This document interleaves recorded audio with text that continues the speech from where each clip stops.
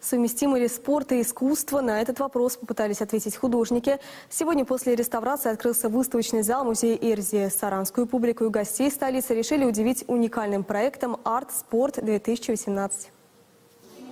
Искусство и спорт здесь слились в общем порыве. Проект «Арт-спорт-2018» – это 4 разноплановых выставки, объединенные уже названной темой. Первый зал для любителей классики. Тут обосновалась уникальная графика 20-30-х годов и живопись всех времен. Второй блок демонстрирует посетителям талант современных мордовских художников. По соседству расположилась выставка плакатов от Союза дизайнеров России. Это работы со всего света. Среди них, кстати, можно найти и композиции о странах, команды которых сыграют в Саранске во время чемпионата мира по футболу. Целый зал выставки организаторы отдали детскому творчеству. На протяжении полугода ученики художественных школ посредством бумаги, гуаши, цветных карандашей или акварели пытались подружиться со спортом. И сегодня их звездный час настал.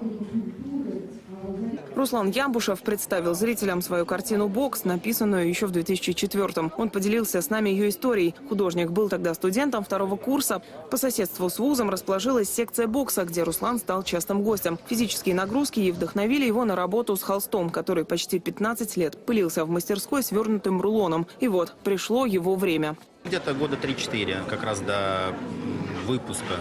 Немножко занимался, поэтому эту тему мне я ее прочувствовал, ходил, потел, также стучал. Поэтому родилась такая работа. Выставочный зал выгодно расположился в проходной пешеходной зоне и непосредственной близости к стадиону. Поэтому во время чемпионата здесь очень ждут гостей. Всяк желающий почерпнуть культуру и искусство нашего региона, куда они там впервые приехали, я думаю, здесь они, в общем-то, сполна смогут увидеть, познакомиться и увести частичку нашего тепла, частичку нашей культуры. С сегодняшнего дня выставочный зал музея Эрзи будет работать с 10 утра до 8 вечера. Марина Еремкина, Максим Кияйкин, Вести, Мордовия.